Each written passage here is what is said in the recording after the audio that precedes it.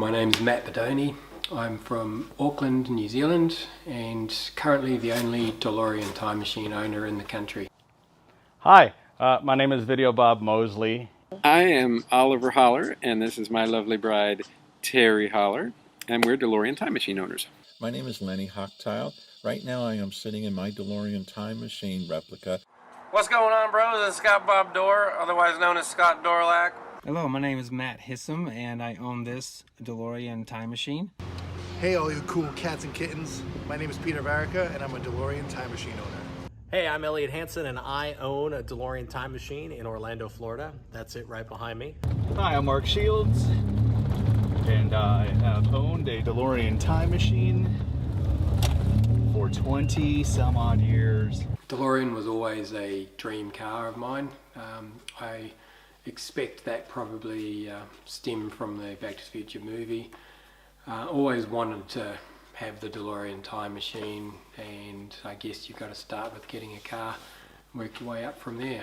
I was just a kid in high school, and when I saw the car coming down out of the back of Doc Brown's truck, I thought that must be the most amazing thing in the world to drive. I wasn't into cars, but that one made an impression. One reason why I got this car made is because of my family, specifically my son Jeremy. He loved the movie back in 1985. That inspired me to want to buy a car like this. I didn't even know what a DeLorean was at the time.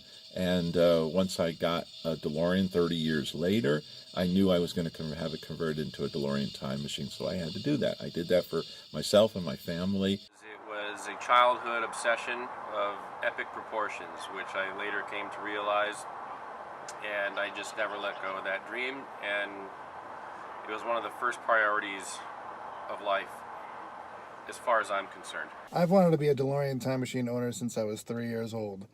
I remember going on the Back to the Future ride as a kid, thinking I was getting in a real DeLorean. After the ride, trying to look up front to see if the DMC emblem was there, and believing I was actually, again, eaten by a T-Rex. And then I grew up watching guys like Gary Weaver build these amazing replica cars. It actually felt attainable. And about 3 years ago, I bought a DeLorean, a stock DeLorean, 1981, gray interior.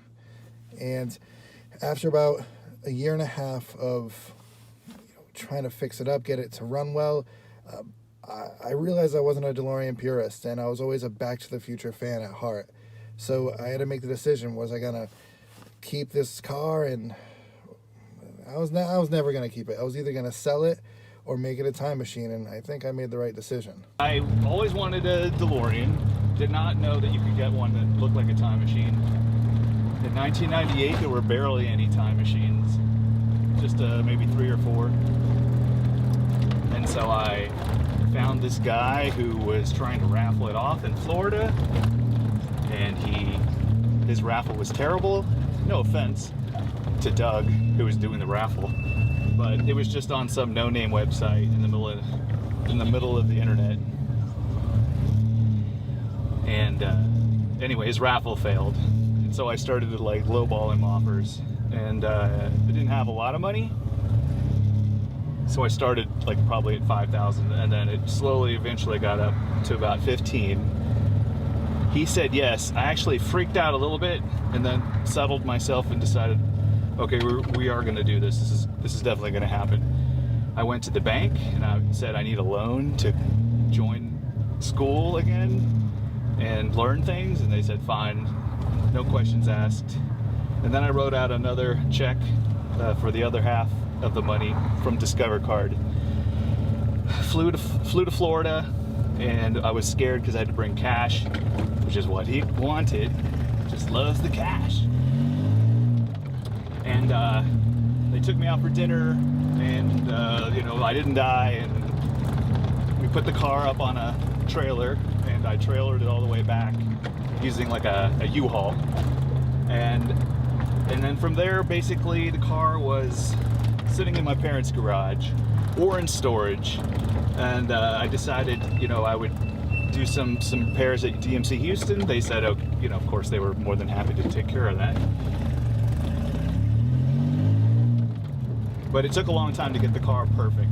This has a stage 2 performance engine, and it is wonderful. It's like having a brand new car. All of my problems are just, you know, regular wear and tear now. It's not a matter of something that's extraordinarily wrong, like the frame is not about to fall apart or whatever.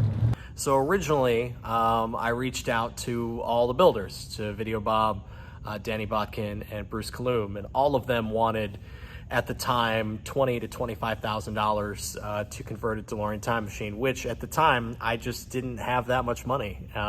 It wasn't that I wasn't interested in their quality of work, it just, I didn't have the money. So I started buying some parts online. I just started collecting parts. I had never really seen a DeLorean time machine up close, so I flew out to California and took a look at Danny's time machine, took a whole bunch of pictures, and then Oliver and Terry Holler were in town. They came and stayed at my house, and they said that they'd help me bend some flux bands. So we bent some flux bands in my backyard. We didn't actually put them on the car at the time. Oliver had the molds for the flux band brackets, so we made a bunch of those, and they sat in my garage in a corner for a long time. And then my wife and I bought a different house, and we moved, and where we moved, I didn't have a place to store the flux bands, so I said, you know what, why don't we put them on the car? And once we got the bands on the car, the DeLorean starts to look like the time machine, so I just dove into the deep end there. I'd been collecting parts for a little over a year. And just started putting them on the car, and in about a month and a half, the car was done. Now, it wasn't screen accurate, but it was close, in my opinion. So shortly after that, Joe Walzer did the unveiling of the A car in California. I went out and visited that, and saw the car in person and realized that I wasn't even close to being accurate. And so then I rebuilt the car a second time, which has turned into a third time, which if you're a purist and you want to be as screen accurate as I am, you just never stop. It's a never-ending hole. I had my DeLorean for 8 years as a stock DeLorean before I started the time machine conversion, and pretty much sort of had to get to that point where I knew enough and had enough information and enough parts to sort of go, right, I think I can do this now. And kicked off that process. That took 2 years to do. Back when I did mine, there was not a lot of information available, and you know, trying to locate people from different parts of the world is always a little bit harder. The internet certainly helped that. The biggest struggle of the build for me would have been finding the right parts. A lot of the parts I put on the car were what I call holding parts, just like a placeholder that allowed me to continue work in other areas, and as parts became available, I would then update those and take the older parts off the car. You generally find you do this for a long time after. I'm still doing it now on, you know, the odd bits and pieces. The conversion, I had a very good low mileage, like new DeLorean, done 4,800 miles, so I wasn't going to drill holes in it and, you know, wreck it. So my conversion's fully reversible. Very unlikely I'll ever reverse it, but it is. There's no holes drilled in the stainless, no holes drilled inside the car at all. All of the clamps which are on the side of the car are made to look like they're screw fixed, but as you can probably see here, here's a sample one which I'm about to update on the car. It looks like it's closed, it has a screw head on it, but it's VHB taped. And so those just get taped to the car, and they have held on, what is it now, 6 years, quite fine. Everything else VHB taped or mechanically fixed using existing holes. There's quite a lot of existing holes you can use to sort that. I think I hate DeLoreans. I have no problem drilling into this thing. In fact, it deserves it. It deserves to hurt because of how much my friggin' wallet has hurt. And so the back windows are removed, all the side windows are removed, the center console's removed, all the flux bands are drilled in, all the purple clamps are drilled in. I don't give a shit. We built ours ourselves. Back almost 20 years ago. This was before you could go on eBay and type DeLorean time machine and have 7 different things pop up to buy. much less parts and components, things like that. The conversion is completely reversible. We did not drill any holes in the stainless steel parts. So there. You sometimes say that you use existing holes for your anchor points. We used existing anchor points, we used adhesives, and mechanical fasteners. Three techniques. And a lot of times it was a lot more challenging trying to find a creative way to not just damage the car or drill holes in it. Well, what was your opinion on the rear window? That's a good question. For our purposes, I thought it would be wiser not to remove the rear glass from the bulkhead, because that's where the car's computer and fuses and relays and everything are, and that's right in the drip line. And if you listen to the history of the making of the films, they had a lot of problem with the cars, and I can't help but believe it's because they didn't seal it properly or thoroughly, and water and the CO2 moisture really messed with the electronics. If you own a DeLorean that's not a time machine, you've probably heard the phrase, "Hey McFly, where's the flux capacitor?"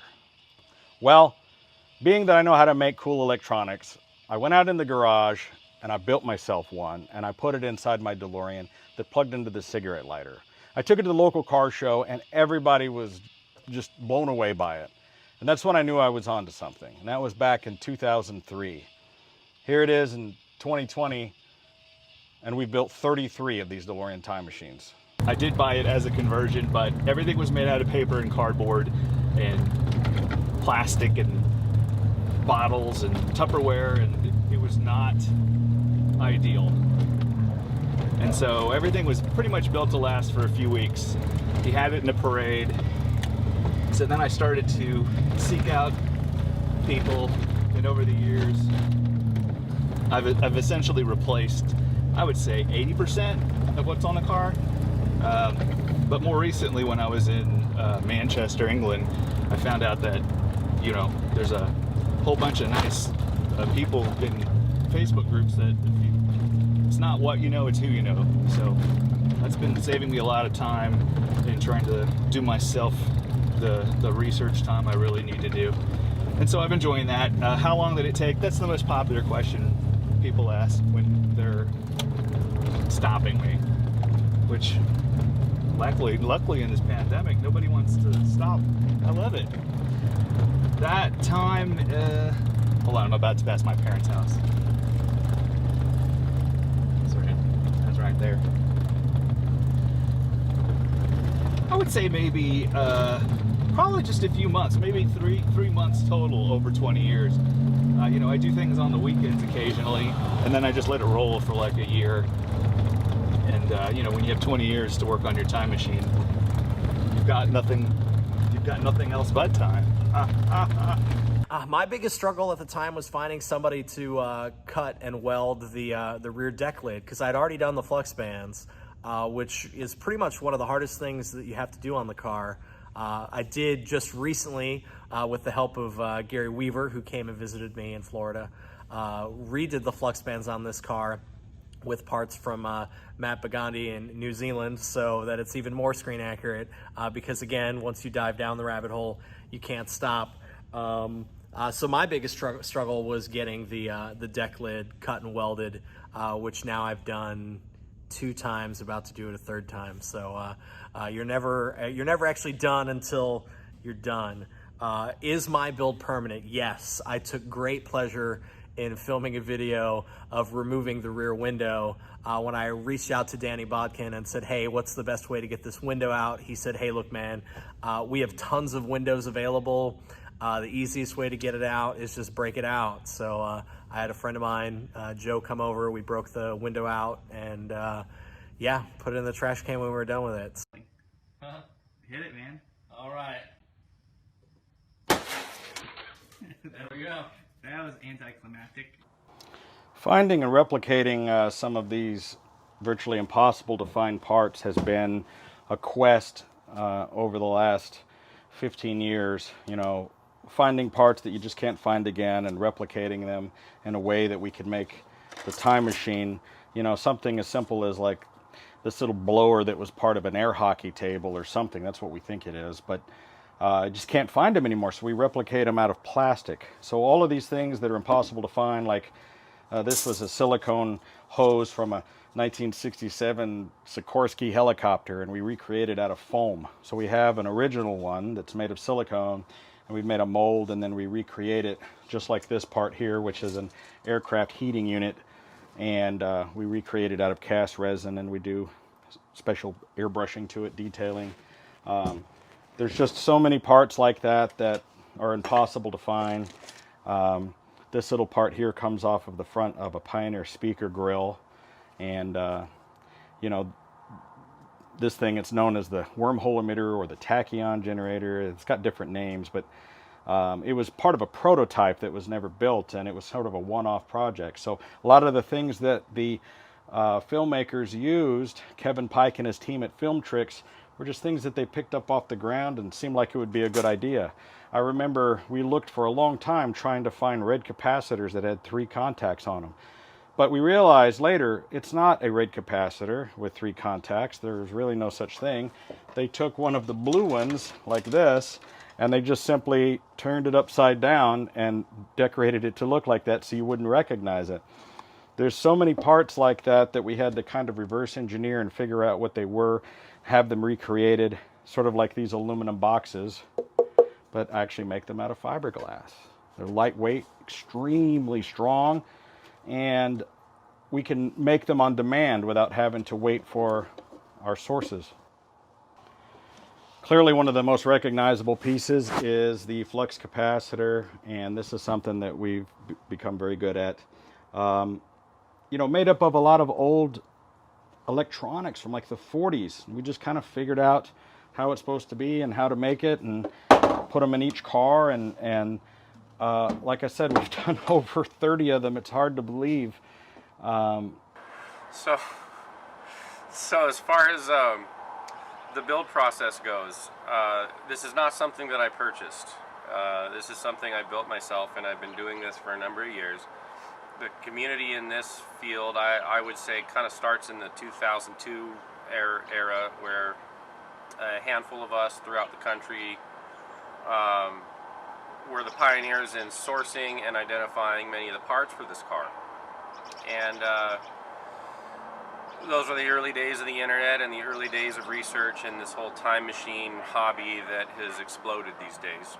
How long did this take? Well, that's a hard question to answer, because my immediate knee-jerk response is, when is art ever finished? It's either abandoned, well, it's only abandoned. Actually, it's only abandoned. So now, in order to get it to a presentable DeLorean time machine recognizable state, I would say the early days took me a good 1 to 2 years. However, since then, you can do this much faster with the given set of knowledge and prop builders out there who are phenomenal. And as long as you've got the apt and the money and the ability to network a little bit, it can be done much quicker than that these days. The biggest struggle in the build, I have to say, is, again, a knee-jerk reaction. It's always been the rear coiling, or known as the flux bands in Nerd Kingdom. We call those flux bands, and there are a number of methods of doing this, and they're all tedious, to say the least. So it's, I think that almost any builder will tell you that that's the worst part of this whole thing, as far as trying to convert it. Yes, I made the conversion permanent. That is the next on this agenda. So there are many people out there who have attempted to do non-invasive conversions, and in the early days, not many of them succeeded. Nowadays, however, I personally know some people that have done fantastic jobs in the non-conversion, or the non-permanent conversion spectrum. Mine is permanent. I actually drilled into the stainless panels, the fiberglass. I no holds barred, went at this with the intention it would never be anything again other than a time machine. So now I did get into a left front fender issue here, which if you're a DeLorean owner already, you know that's a big problem. I got hit, and I currently have a new left front fender on, and I have not drilled into it, and I do not intend to, because I don't think you need to do that anymore.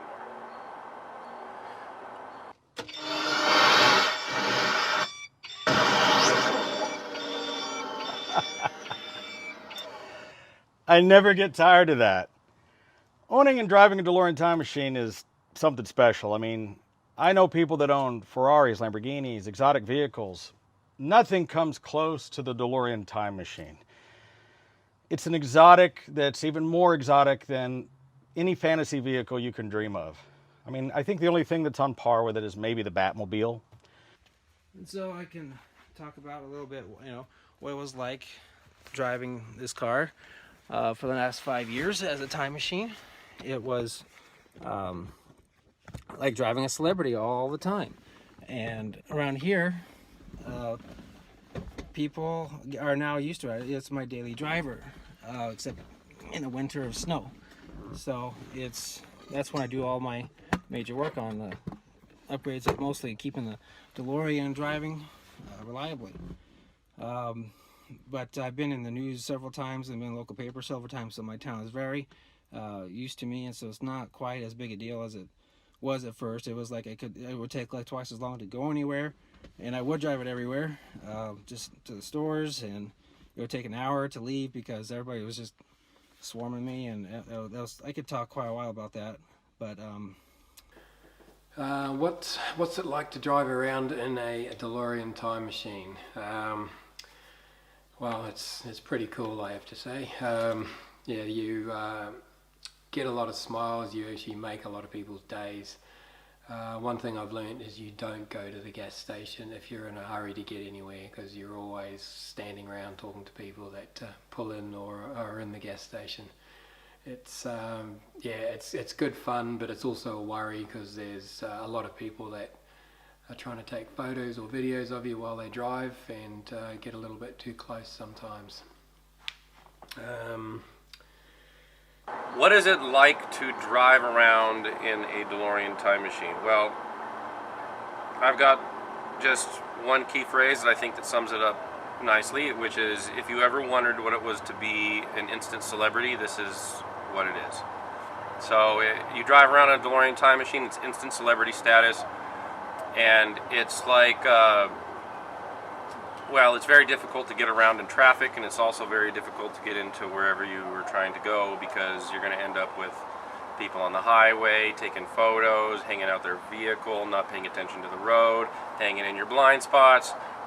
And then when you park, there are going to be people who may have followed you for miles, actually.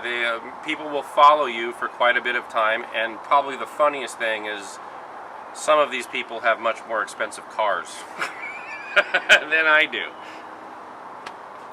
It kind of makes it feel special. So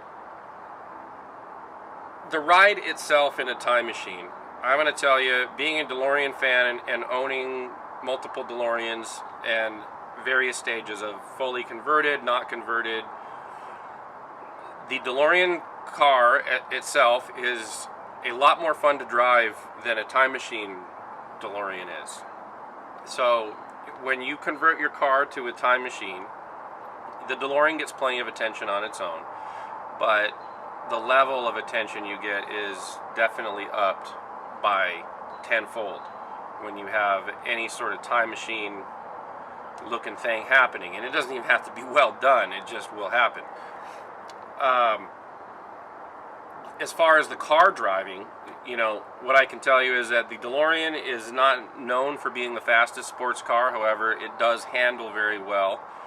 And my car has a Stage 2 engine, which gives it a little bit, it's from DeLorean Motor Company. It gives a little bit of pep. It's not the fastest DeLorean in the world. However, it is faster than the baseline.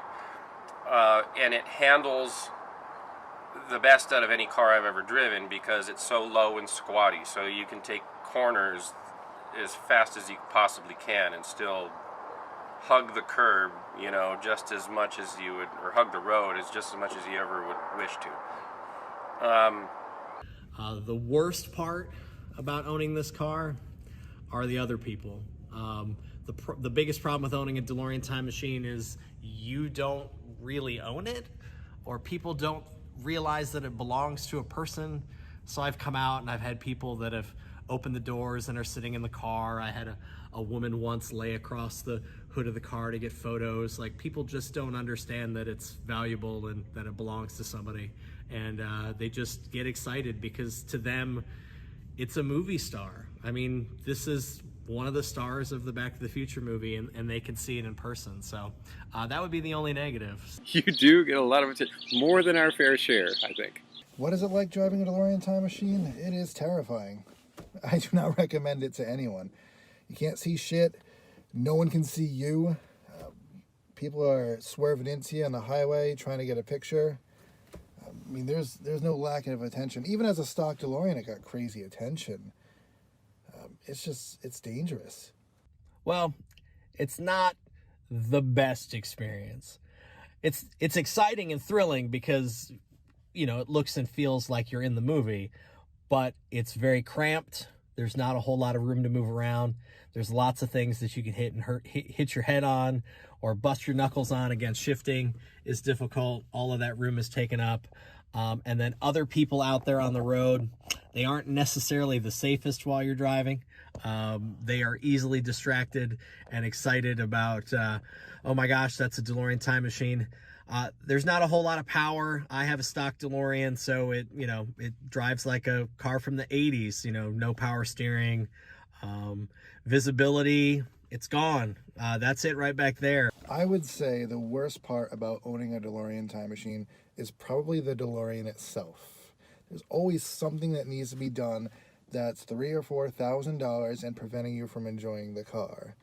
The car never wants to start, or the air conditioning doesn't work, or it's overheating on you on the highway. I hit my head on the steering wheel, and that never really helps. The coolest thing about driving the car, there's one thing that I absolutely love, and that's when you flip this switch right here. Never gets old. But it's been very rewarding to be the person that gets to share this kind of privilege. And I guess the downsides is you have to be very patient with people, and you have to be in a good mood, and you want to represent this car properly and not be the rude or impatient person that they'll remember forever, even though you may not remember everybody that sees the car. So you have to always be polite, and because this could be the one moment in their whole life that they get to see a DeLorean time machine. When you're out in public and people see the car and the attention it gets, that feeling where you see their eyes open up and they just can't help but just yell and point. And when kids know what it is, I was 4 or 5 when I started being obsessed with the movie. So when I see young kids who know what it is, even if it's for Ready Player One, it's awesome. And letting them sit in it and be a part of it is just something I always wish I had when I was a kid. I would go to Universal Studios and see the Oxnard car on display, and it gives you that feeling when you see it even from a distance, just that excitement, and I don't think it's ever gone away. The best thing is you own a DeLorean time machine, and you can look at it, and it's amazing, and it's a project that, if you're a crazy detail-oriented person, it's never done. You've always got something that you can find. The internet now has been a great place to go and find the parts. I've been to all the hardware stores in Los Angeles. I've got to meet all of these amazing people. I've got these lifelong builder friends. It's a fantastic experience and community. I'm so thankful to all of our fans and our customers, and most of all, I'm thankful to Bob Gale for writing such an amazing movie with his friend Robert Zemeckis and making probably the greatest movie of our lifetime. Thankful to Kevin Pike and his team at Film Tricks for building the cars, and our buddy Dangerous Bob for being the prop master, and everyone who was involved in helping make all of these props and the cars and the film come to life, and giving all of us an opportunity to relive that fantasy. the best part of having the DeLorean time machine and the worst part. So the best part would be, in my head, it's that, for me, it's the realization of a dream. It's the realization of a goal. It means more to me than a car. It means more to me than, it's more to me than a material object is what I'm trying to say. For starters, it never gets old. So I'm coming up on my 19-year anniversary of owning DeLoreans, and I will never forget the first time driving away from the bank and popping a cassette tape into the car, which came with it, and it was Flashdance, And this thing gives you, it was What a Feeling. And it was a very appropriate song because that is how I would define the best part of DeLorean ownership. It's what a fucking feeling. What a feeling. It's really cool. And every day you come out to your garage and you understand, no matter how normal it becomes for you, this is an abnormal thing. And it doesn't get old. Unlike other vehicles that you may lose their luster, this one has never lost its luster, and I'm on almost 20 years. And of course, ever since you're a kid and you've seen this movie and you wanted this car, this is kind of how you wanted to live out your dream, is to live it into a time machine. I've thought about this, and the best part of actually having it now is being able to walk out into the garage and just look at it. I find myself doing that quite a lot, and actually just staring at it and going, I can't believe it, this is actually my car. I've got a lot of other cars, and this car is the favourite by far. I class it as one of the children.